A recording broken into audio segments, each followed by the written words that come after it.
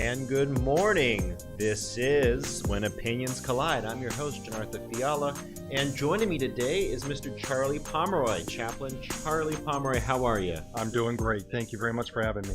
Glad to finally have you here live in studio at the Midtown Bar and Grill.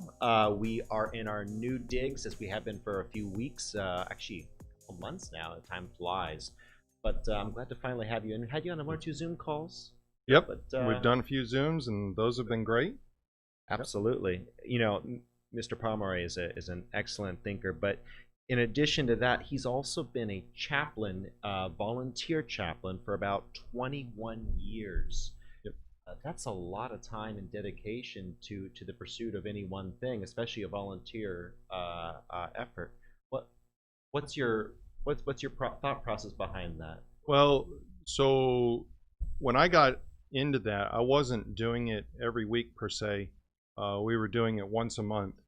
And I had a good friend of mine at our church, Don Hawkins, who has been very integral in terms of ministry for me. And Don had started out going to Harris County Jail. And what's really interesting about that is that when he started out doing that, he wasn't going to visit anybody specific. All he wanted to do was really just encourage a guy's heart. And you can literally do that. You can get signed up in the program and do something like that. And he started out doing that. And one day we had a chaplain that worked for TDC and came to our church. And we went through the service and everything, and he stood up at the end and he had mentioned where he was from and what he was doing, and he said that he was looking for volunteers to come into the unit. Well, Don was all over that, and Don went and he just told me about what was going on. And I thought, you know, this would be a great opportunity for me to get involved and just see what it's like. I didn't really know what to expect. I do know that the first time that I went into the unit, one of the most reverberating sounds that you will hear in your life is the closing of metal doors behind you. And it was really, that impacted me. But I'm going to tell you what else really impacted me.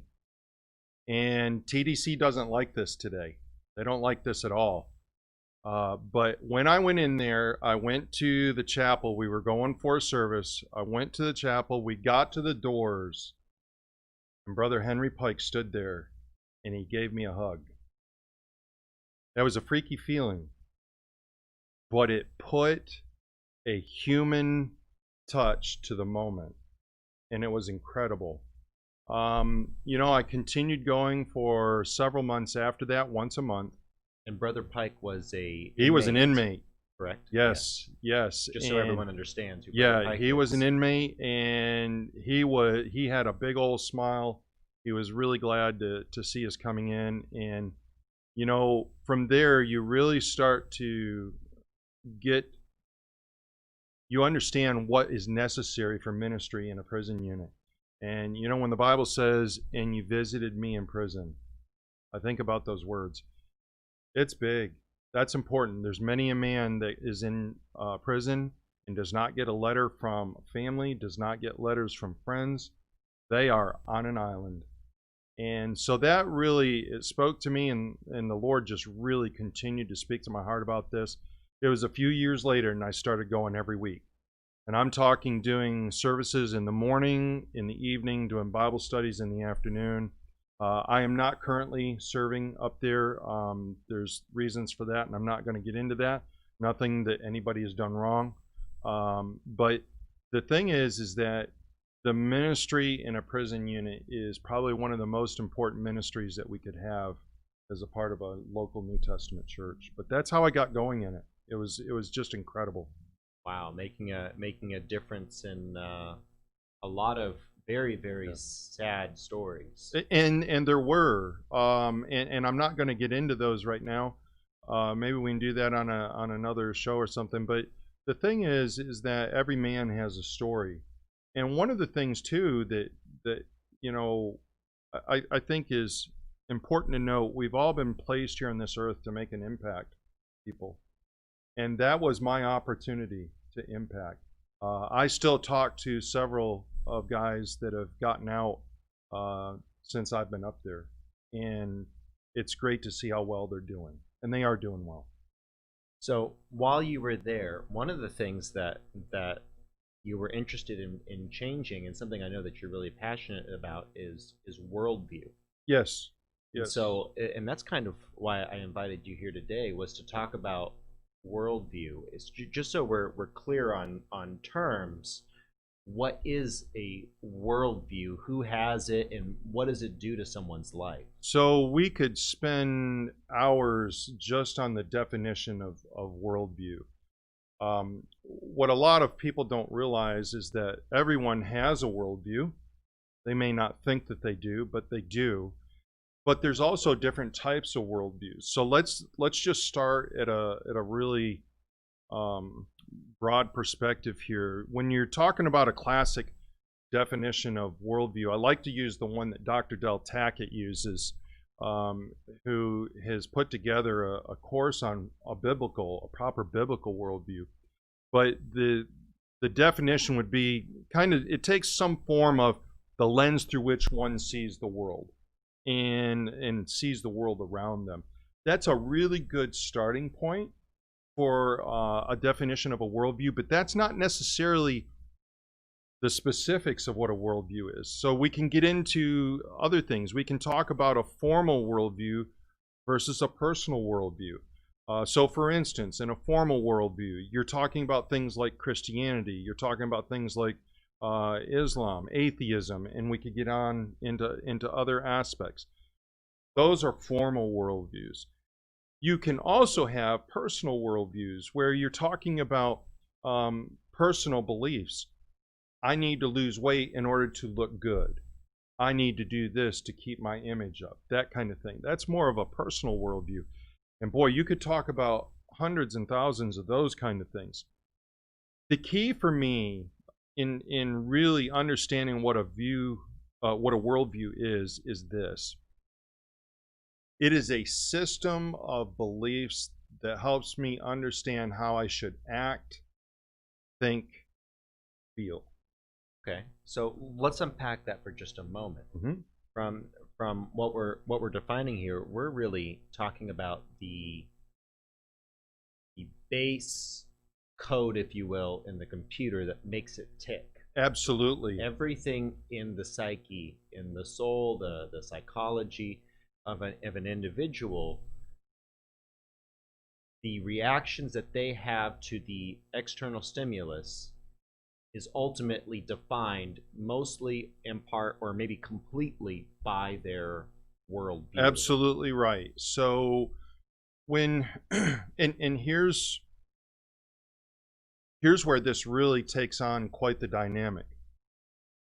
As an individual, what do I believe to be true? What is my reality? Okay. And for different people, that could be different things. And this is why I believe it's important that we have a proper worldview, a biblical worldview, because I have to have a source of truth. If I do not have truth, I have no point of reference from which to move in my life. Well, what if it's true for me but not true And for you? And that's where the rub is. That is exactly where the rub is. How do I understand reality? And for me, there is no reality outside of what God has put forth.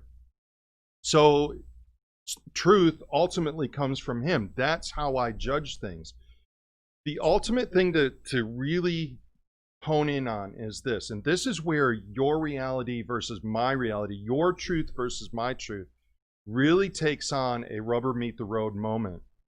And this is where we're at in society today, really. If your reality causes injury to me, or my reality causes injury to you, somebody's reality is not lined up right. When my rights take over your rights kind of thing, and by the way, let me just say that when it comes to rights, again, we have to look at it from a godly perspective. Well, what about those who don't believe in God? How are they going to And that assess that?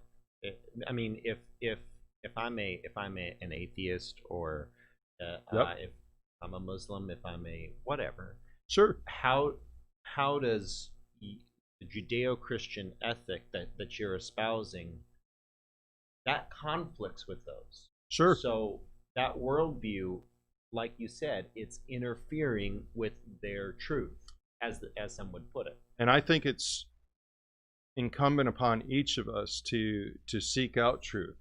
And I'll answer the question by giving you an example. Nabil Qureshi was a former Muslim, and he had quite a conversation with a person on campus at the University of North Carolina. And they were going back and forth, and this other person was a Christian. So they're dialoguing about, which is right, Christianity or Islam. And Nabil Qureshi got to a point where he was just tired of listening to his friend that he was conversing with on this. He was going to prove once and for all that the Muslim faith was a way to go. Well, as you can imagine, when you're trying to do that, you're going to use facts. And Nabil Qureshi went searching for those facts. And what he found stunned him. And Nabil Qureshi noted that the things that he thought were truth were not really true. So Nabil Qureshi comes to a point where he's got to make a decision. Do I accept this over here that I didn't think was true as truth now and move forward? Or do I reject that and stay in my ways? And that's where we're at within culture today. Many times people are stuck in their worldviews, whatever they might be, and they don't want to give up what they have been believing. So let's unpack that for a moment. You're talking about Nabil Qureshi, he's a Christian apologist for Ravi Zacharias International before he passed away in 20. That was 3 years ago, I believe. Yeah, 3-4 years ago. Don't quote me on the date, but his where you're going with that is that he had one argument with one set of evidence, and he compared that evidence with someone else's worldview, the evidence that they used to build their worldview. Yes. So, and the biggest question hinged around, did Jesus Christ die? That was his. That was the pinnacle moment. That was his deal. And Islam teaches that Christ, there was some sort of chicanery or trick, and that's all well and good, unless you take the method of crucifixion, the method of running a spear through someone's rib, water and blood flows out. Typically a bad sign. There's an edema of water buildup during crucifixion, and so the fact that water and blood came out means that we pierced through the pleural cavity and all that drained out. So the historicity of Jesus Christ's death is actually not in question from any reputable Western scholar. I would agree with that. I think that what changes the whole thing there is resurrection. Yes, and that's a conversation maybe for a different day. But I agree with you. I agree with you. The resurrection, whether that really happened or not, changes a lot of things. Whether Jesus died or not necessarily as material as the resurrection. But you're saying that when someone is confronted with indisputable facts, if they do not change their worldview, they have the option. They can either change their worldview or not. And you know what? We're going to get into that a little bit more right after this break. This will be a really interesting conversation. At least for me, I sure hope you guys enjoy it as much as I am. We'll be right back after this word from our sponsors. See you in a moment.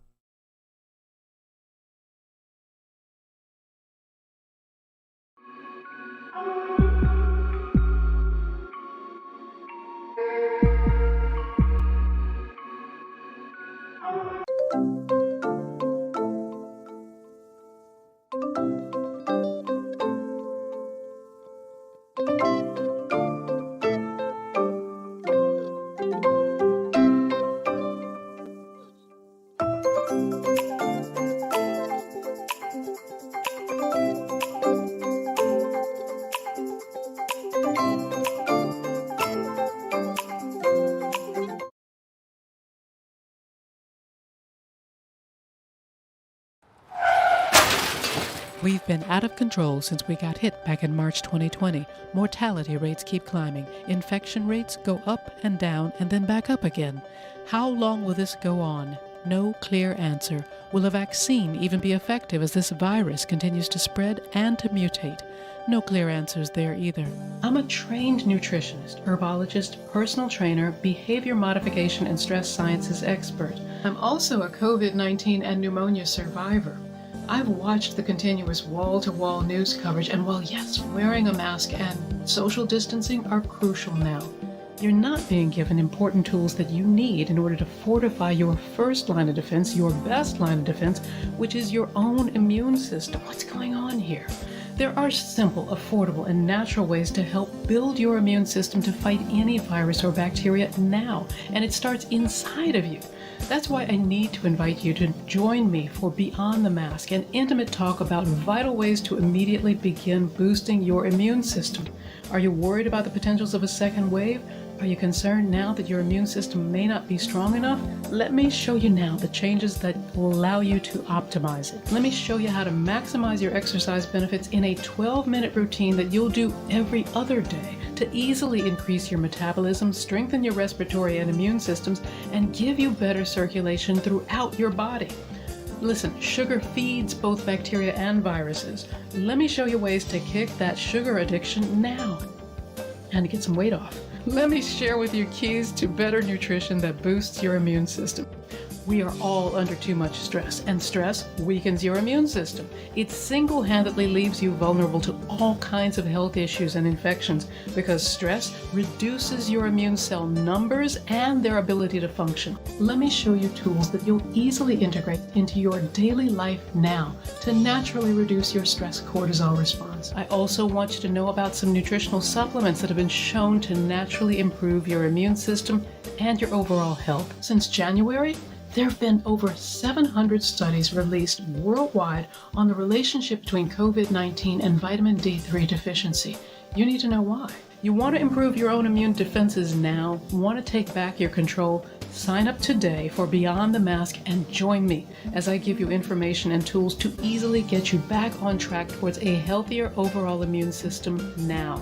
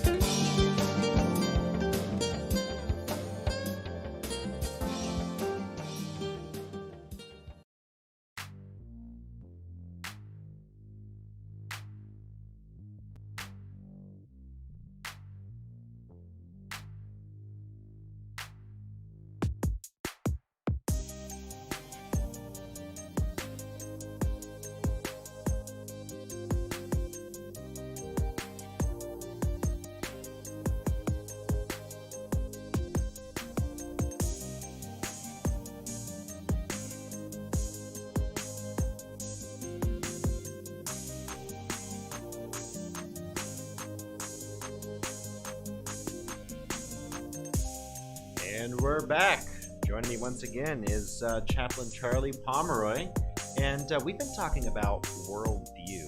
Who has one? What does it do to your body? We were establishing earlier that it's really not the OS for your psyche and your psychology, but it is sort of some of the root code. It's what informs a lot of your decisions. And when faced with evidence to the contrary to your worldview, you either have the option to consider that evidence or reject it out of hand. A lot of people reject evidence out of hand, or just, I don't want to hear it, I don't believe that, it does not comport with my worldview. Why do people do that? That's a really hard question to answer. There's a number of things that I would bring up as possibilities. Number one, we look at some of those things in our worldview as a security blanket. It's what we depend on. Number two, we hate being wrong. We just flat out hate being wrong and admitting that we screwed it up. And I think today in politics, that's really a sad thing. There's very few politicians that will admit, hey, I screwed this up. But when they do admit it, it's really not so much an admission of guilt as it is to a deflect kind of mentality. So that's another one. Well, they'll lose their base. Well, and yes, Because so their there's base is a fully bought ramification. into something. There's a ramification for that. Yeah. But Nabil Qureshi, when he was getting ready to change his worldview, there was something that was far more impactful and driven there in that. And this happens with a lot of people in the Muslim community if they are considering Christianity, and that is this. Nabil Qureshi was fixing to watch his family walk away from him. Because you don't deny the Muslim faith.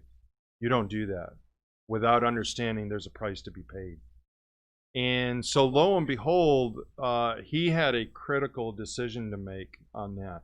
There are some that have a very hard time accepting that outcome. Nabil Qureshi did. Now, what's really wonderful about that is that there were fractures in the family relationship immediately thereafter, but eventually they did get repaired. And that, I'm really glad to hear that. But to the question of why do people reject it, those are some possibilities of why people do reject evidential fact. And again, I want to stress that when we talk about a worldview, we're talking about a system of beliefs that guides how we act, think, and feel. And so we accept those things as truth. The source of truth is the most prominent thing in the whole equation. So the source of truth, I want to break that down because there are a lot of ways that you can sort of parse that. Mm-hmm. What is truth? Is a oft asked, yes, it is, not so often answered question. So what is truth, and how do we find it? How do we grapple with that? Okay, so I love this illustration of this, and again, I believe in a biblical worldview. That's where I stand. So I don't think of truth as a concept. I think of truth as a person, and that is Jesus. So you're saying that Christ is the metaphysical manifestation of yes. truth. And when you take a look at that and you say, well, how can you prove that? I think one of the most interesting conversations that Jesus had was before Pilate. And Pilate was interrogating him and asking him some very difficult questions. And Jesus wasn't saying much. But when he finally did start talking, he ended with, I am the way, the truth, and the life. I am truth. And Pilate, interesting, asked, what is truth? And he walked away from the very one who was the essence of that. So if we're talking about truth in today's world where we don't have a metaphysical manifestation of truth walking among us, if we take that as a given here, Mm-hmm. for the sake of argument, what is truth in day-to-day life? You hear people talk about my truth, Yes. and it's what's true for me. Yep. What would be your response to someone who says, well, this is my truth. My truth is X, Y, Z. Well, from what way did you get to the point to be able to say, this is my truth? How did you form that? How did we get there? Every way of a man is right in his own eyes. So whatever I think, that's truth, and you should believe it. Well, we've got how many billions of people in the world today? Everybody has their version of truth. Everybody's truth can't be right. Two things that are different cannot be the same. It would be, so let me ask you, would you define my truth as, instead of saying my truth, as my perception of reality? I think that's probably a way that a lot of people look at it, is that way right there. Be something that is not absolute, because perceptions can be different. Yeah. If you look at a crime scene, if you talk to anyone who's done detective work, Yep. or if you've ever dealt with preschoolers, who hit Sally, you'll get 5 stories. You say who caused the accident, you get 5 different answers. Sure. Does it mean that 4 of those people are lying? See, and this is why you've got to start out with truth. Truth is a reference point. How did the mariners sail the seas? How can they still sail the seas today? North Star. Why? Because it's a permanent fixture at a specific place. It's a point of reference. That's what we all need in order to move forward. To watch our school systems go from a position of 2 + 2 = 4, well, it could equal 5 or it could equal 1. How is that true? You can't move forward on that. There's no way to grow knowledge without absolute truth. That's what is absolutely critical, and that's the very thing that much of our culture is trying to tear down. I have my way of believing things, you have your way of believing things, we can all do the same, work together. At some point, God's going to show you that's not going to work. You're referring to the outgrowth of multiculturalism. Absolutely. And ultimately a humanist idea that we can have a non-homogeneous culture. But the question would arise, what happens when you have a Sharia supremacist? And what I mean by that, I have a lot of Muslim family and friends. Okay, love y'all, and I have no animus. But one of the things that I haven't noticed from them is they don't think it's okay for a man to behead his wife just because she had a pork chop. Yep. Which in some countries that is, I mean, really that is Sharia law. That is acceptable under the literalist interpretation of Sharia law.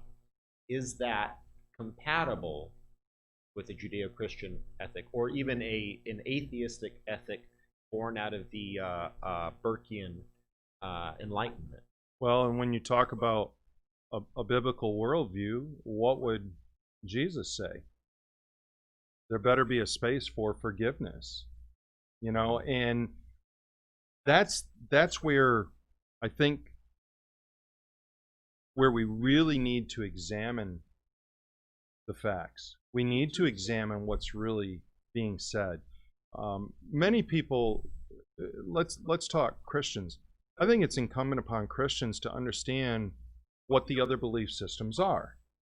Why do they believe what they believe? What is it that drives them there? But on the opposite side of that, I think it's important for other belief systems to understand what Christians really are trying to say. Many times we do. It's funny, we were talking about this between shows with Tony, and the issue of communication is really paramount. Saying something is one thing. Understanding what was said, that could be another. When you talk about biblical systems and what Jesus said in a situation like that, what would Jesus say? There's a place for forgiveness. Look at what he did with the woman at the well. Mm-hmm. You're right. You don't have ex-husbands. You have this many. Well, how did that whole thing end? Go and sin no more. That he was willing to wipe that away. There was forgiveness there. But it was also an understanding, this is what the truth is, and this is where you should be living. Well, and so that brings us back to worldview, right?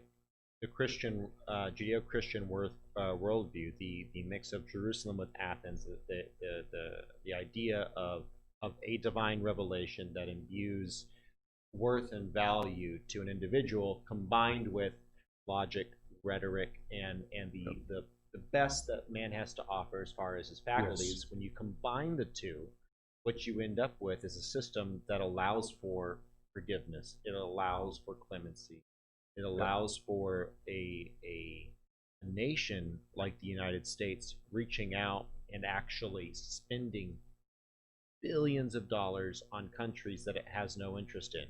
Yeah. If you want to talk about some of these wars, I agree. Some of these wars were done for oil rights or profit. We can debate that. We can get into that.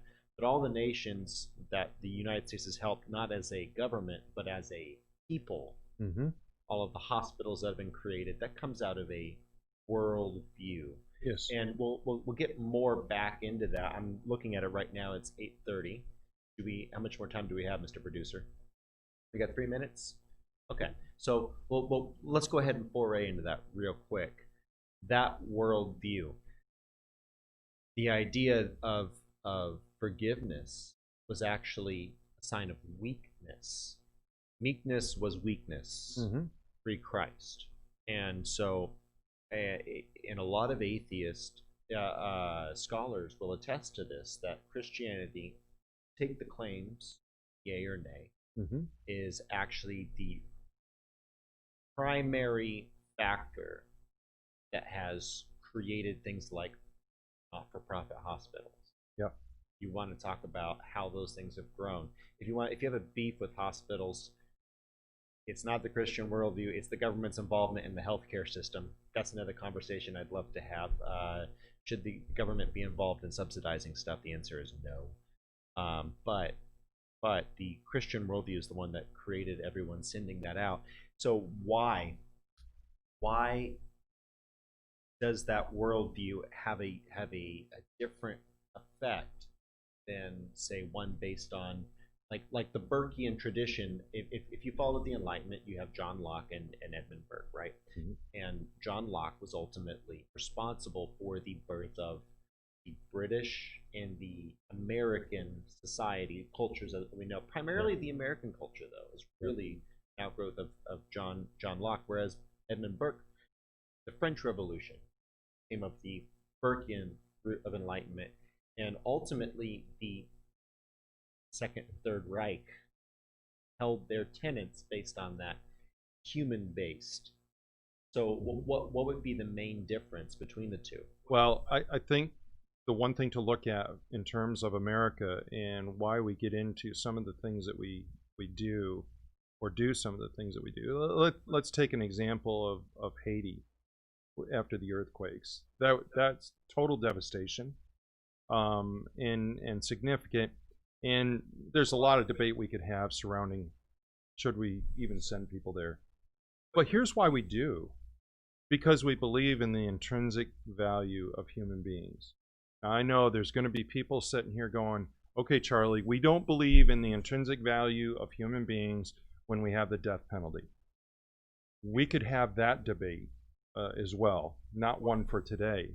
But the issue is this: there is intrinsic value in human life. And when you see the amount of suffering that there is, why do we go and help? Because we want to help alleviate some of that suffering, because there's value in that life. So let's talk about that value after this break. We'll be back in just a couple of minutes. Don't go away. Where does the value of a human life come from? Let's talk about that in just a couple of minutes. Catch you in the break.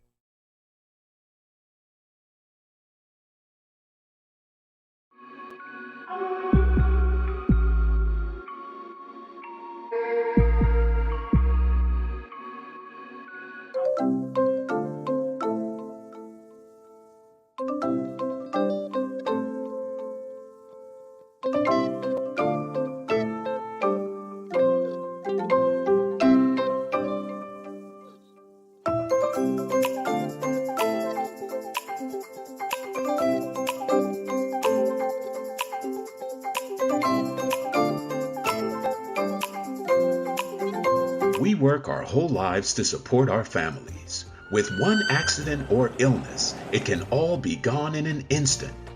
Now there's a smart, affordable way to protect your family.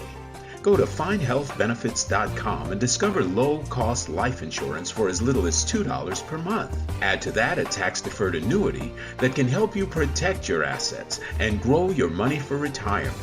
Learn more. Go to findhealthbenefits.com or call 877-235-6094. A critical illness can strike without warning and wipe out your life savings. In fact, it's the #1 reason for bankruptcy. Find Health Benefits offers an affordable solution. Get up to $50,000 if you get cancer, stroke, or a heart attack, giving you the peace of mind to focus on getting better while the plan helps you to pay your bills and medical expenses. Learn more. Go to findhealthbenefits.com or call 877-235-6094. 66% of seniors spend more time shopping for cable TV than Medicare plans. Most say because it's just too confusing. Laws change every year. The wrong plan could cost you thousands and prevent you from seeing the doctors you want. Introducing FindHealthBenefits.com. Save time, save money, see specialists without referrals. Go to FindHealthBenefits.com or call 877-235-6094 for this informative brochure. Society is on the edge. Let's bring them back. Edge Radio, because truth still matters.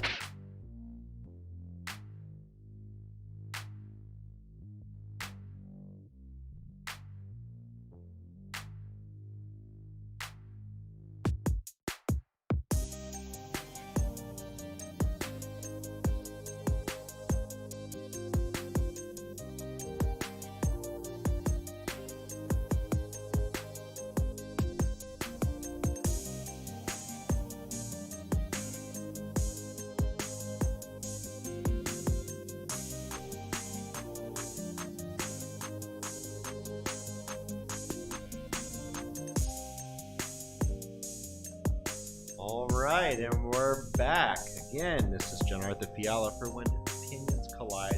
Captain Charlie Palmer and I have been talking about worldview and where does the value in life come from? And we kind of threw some names around earlier, John Locke and Edmund Burke. These are some thinkers from the period of the Enlightenment. The Enlightenment, for those who aren't too wonkish, and I apologize if I'm getting into that, but the Enlightenment was that time frame between the 1500s and the 1700s, late Renaissance on, where the idea of chattel slavery, the idea of polygamy, concept that women were less than men, these ideas started to be shown in the light that they are today. We started to realize, wait, these are bad practices, these are bad things. And if you look at the difference between Locke and Burke, John Locke was the father of the American British Enlightenment. By the way, the branch of the Enlightenment that was the first to push for the abolition of the Atlantic slave trade in Britain specifically. However, it trickled its way over. We had to fight a civil war over it. We got it done. It took long enough, but we got it done. With that said, the Edmund Burke side was responsible for the French Revolution, and ultimately a lot of the German thinkers that were involved in the growth of the Second and Third Reich, and not Nazism, came out of that. The thing that Locke had was that man was basically bad, but was more or less neutral. I'm thinking of Rousseau. It's more or less neutral, but he needed government, a higher power, to institute an authority structure based on absolute truth. Whereas Edmund Burke's theory was, man is basically good. Man needs laws that enable the betterment of the species. More close, although Darwin was before his time, very much in line with Darwinian thought pre-Darwin. Yep. But is that same branch of philosophy. And that branch of philosophy generated the horrors of the French Revolution, the horrors of Nazi Germany, and ultimately Russia, China. They really come from the idea that you need the betterment of the species versus you need a hierarchical structure to protect the weak. So let's circle back to that question. Where does the value of human life come from? Well, that ultimately comes from God. So this is that biblical worldview that God has created us. And I'll say this too, before we go any further with this, I think there's four main questions that a lot of people, most every person will ask themselves in some form or another before they die. And the four questions are this: where did I come from? Where am I going? What is the meaning and purpose of life? And how do I reconcile the issue of good and evil, right and wrong? Okay, those are the four questions. And when you take a belief system and you stack them up against those four questions, there's going to be a hard time arguing that the only one that coherently really answers those is Christianity. That's been my conclusion.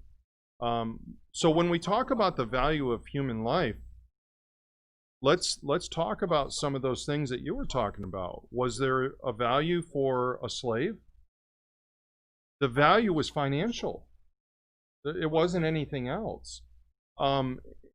There's more value to a person than using them to profit off them. That's not right. When we talk about Middle Eastern people, especially women, women in the Middle East are still considered, and I don't want to be derogatory, but this is the way they think of it, dogs. A woman is not a dog. A woman has value. And it's incredible to me when we start looking at let's talk about America for a moment. Some of the policies that are being talked about. When you talk about an older person not receiving medical care because they're older and we don't want to For society. Yeah. That's taking away the value of that person. Well, and that's what they did in Germany. Because, Yes. Because if you look at it from the perspective of society, that person who's 70 years old who eats up $2-3 million in funds to maintain their life for an additional 20 years. Mhm. That couple $1 million could be easily spent on someone like me who's 26. I'm young. I could use that money. Why are you spending that money on that old geezer? Yeah. And that's a sad place that we've come to. Let's talk about abortion. Boy, we could go off on that issue. Is there not some value to an unborn child? Well, the question is that a human life? And that's an interesting conversation. Next show. Yeah, right. That's a long conversation to have. But it comes back to the same question. It comes back to is there value in that person? Yeah. And that ultimately is the intrinsic value issue. Where does that come from? For me, there's only one place that can come from, and that's God himself. So let's talk about some other worldviews for a moment, because worldview can be based. Your lens that you view everything can be viewed through the lens of tribe, identity, racial identity, your church culture, your club culture. If you're part of the Atheist Society of America, if you're a Baptist, or if you're a Mormon, or if you're a Muslim, absolutely. That can be your identity and your worldview. Mm-hmm. I distinctly refuse to say that I've had people who come up to me and said, "Are you a Christian?" And I say, "Do you mean someone who goes to church on Sunday, does stuff on Friday and Saturday night, yucks it up, does all these things that are not permissible by the scriptures, and goes and sings in the choir again on Sunday?"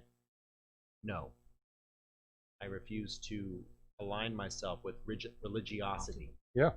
Right? And that's another world, religiosity. I put on my church clothes. I look nice. I go to church. I do these things. I say these things. I comport and identify with this group. But it has no bearing on your actual course of action or belief system. It is a manipulation. That's a great term of words and terms to provide some cover here and some cover there, and that's what that ends up becoming. And that goes to what I was talking about earlier when I said that there's a formal worldview and a personal worldview. What you're doing there is you're mixing the two, and that's why it's difficult to really nail down the issue of worldview. Yeah, it really is. And that's why I try to just stay on the thing that we know about a worldview. It's a set of beliefs that impacts how we act, think, and feel. And it changes. Worldview changes to some level. Yes. My big issue is with Republicans, Democrats. Their worldview changes with the party line. Yes. When that's your worldview, and you have a president, President Trump, who says this, that, or the other, you've changed your worldview in some cases. Now, he's been largely conservative, but there are things that I've watched Republicans who held one belief when Barack Obama did something. Oh my gosh, Yes. it was terrible. And by the way, I agree. Yeah. Trump will do something, and these Republicans will praise him. Like, wait a minute, no. I said, oh my gosh, Yeah. I can't believe my president just did that. Yeah. And so you And he's not the only one. You all of them pick them. Yeah, because pick one. because they're all human. And by the way, they all change. The thing is, don't be defined by your politics. Don't be defined by your church family or by your club, by your affiliation. Yes. Be defined by a worldview that is formed and forged on objective truth as you can find it. I would totally agree. And, you know, when we talk about America, America is great. She is not perfect. Born with some serious birth defects. Absolutely. But when you compare America to many of the countries around the world today, is there really any other place that you'd want to live? There's nowhere that has fostered the flourishing of the human race. There's no nation that has fostered the flourishing of human race more than the United States. I would totally agree with that. Has America done things poorly? I've been one of the first people out to say that. Yep. And I have, God bless my conservative Republican friends. I'll say stuff and they will take offense. It's like, are you anti-American? By the way, it's another worldview, Americanism. Yep. I'm not anti-American. As part of being pro-American, I say, hey, this was a bad move. We did evil here in this one case. Yep. But let's talk about more on how to build a rock-type worldview. Because how do you, in this world where everything's changing, everything is in flux, how do you build a rock-type worldview so that what you believe today is true 20 years from now? And let me expand on that. You have a lot of folks who have taken the social contract. It was okay for comedians to mock, say, a homosexual 20 years ago. Mm-hmm. Today, it is not. By the way, I'll say, mock Christians, homosexuals. If you are a comedian, your job is to lampoon anything and everything under the sun, right? Yep. That is your job. Have fun. Do it to Christians. Do it to atheists. Do it to everyone. But now, all of a sudden, it is no longer not only inappropriate, it is anathema. Yeah. To make fun of certain groups. Or certain people. Or certain people, certain individuals. But that's a worldview shift, or is it? Is it more focused on what society says is okay? No, is okay? It absolutely is a shift. And this is the danger with some of the movements that we see today, is that, you know, it's, I don't want to call it a fad, but that's almost what it turns into, because we don't do the homework to understand the underpinnings of why it got started to begin with. Agreed. That's a dangerous thing. You know, when you talk about solidifying or cementing in a really good worldview, there's a couple of questions that you really have to ask yourself. What do you believe about the value of your fellow man?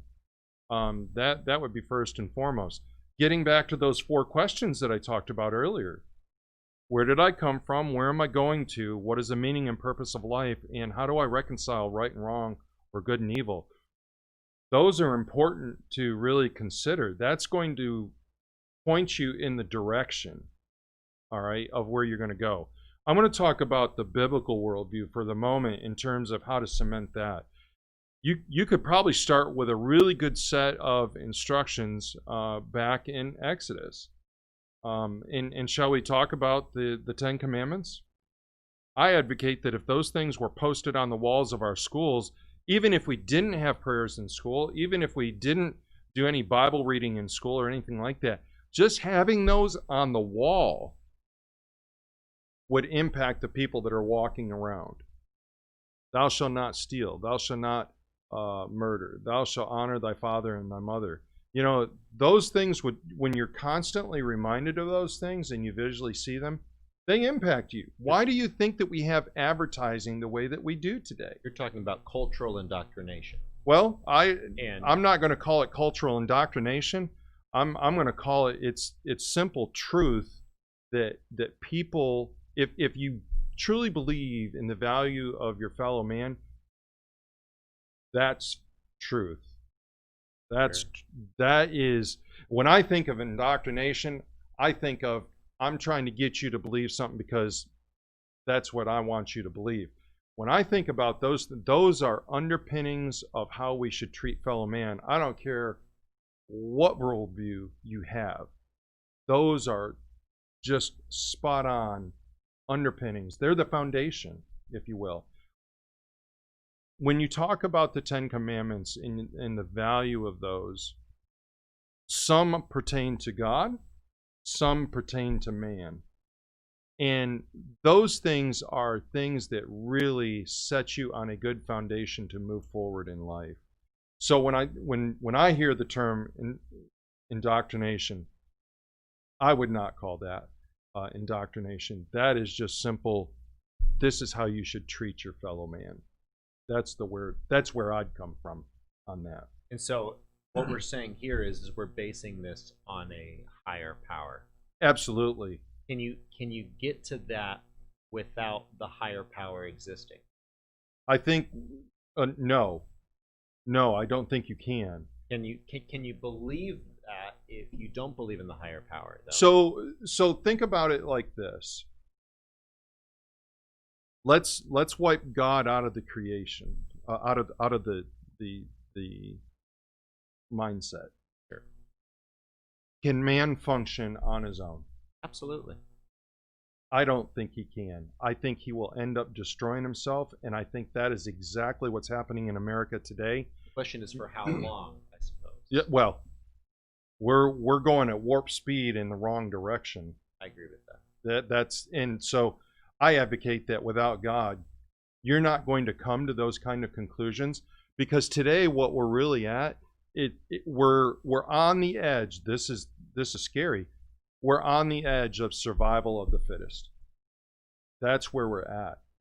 I personally believe that this election, no matter how it turns out, life is going to get ugly in America because people are so passionate one way or the other. And there is no dialogue. The next step is actions. And I think that's what's going to happen. So let's talk about those who are not Christians for a moment. How do you cement a worldview? And let me phrase it this way. How do you set up a worldview so that your opinion can change, but your values do not? Wow, I think that's a really good question. I think one of the first and foremost things when you're trying to cement something like that, you want to make sure that the things that you have in your belief system are rock solid. If it's conjecture, if it's open up to debate, that's not something that you want to cement your worldview on. You want to base your worldview on that. Right. You want to stay away from that for the moment. You may get to a point where you do feel strongly and that is right. But if it's open to debate, you want to be careful with that. I think one of the things... Are you saying seek truth? Yes, I am. Look, Amy Coney Barrett, in responding to some of the questions, they're trying to pin her on the abortion thing. And, you know, when we're talking about seeking truth, you really have to study. A lot of people in life are just floating through life. They're not worried about whether they're learning something new. I'm an advocate that you should read. You should really try to read and study and make yourself more knowledgeable. Seeking truth is absolutely right. Roe versus Wade, compared to some of the other opinions of previous years, they were talking about super precedent, okay? And she talked about how some opinions that have come through the courts are very strongly accepted. Mm-hmm. But if you'll note on the Roe versus Wade issue, it's never been accepted by culture. Sure. There's a group of people that have, but there's a strong pushback both ways on this issue. Thus, she said, that's not super precedent. Sure. And so when you're talking about seeking truth, can my truth change over time? Your understanding of truth can change. I don't think truth changes at all. And that's why it's really important to have your values set on a Yes. standard. If you don't have a standard that you can put on, I think the best standard is truth. Yep. If you have one core belief, one core concrete thing that you can base your worldview on, is truth is paramount. I must seek after the truth. Yep. If Christianity is real, and if your pursuit of truth is real, then you'll match up. Same with Islam, atheism, whatever. You'll find it. Yep. However, you and I tend to believe we've found the truth there. Mr. Pomeroy, it's been excellent having you on. Where can people find you? I'll tell you what, I don't do a whole lot of social media. I do a little bit. You can find me on Twitter. I don't have my Twitter handle memorized at the moment. You'll find me on there. I would be glad to chat with you and discuss some of these things. I do respond to people, so if they ping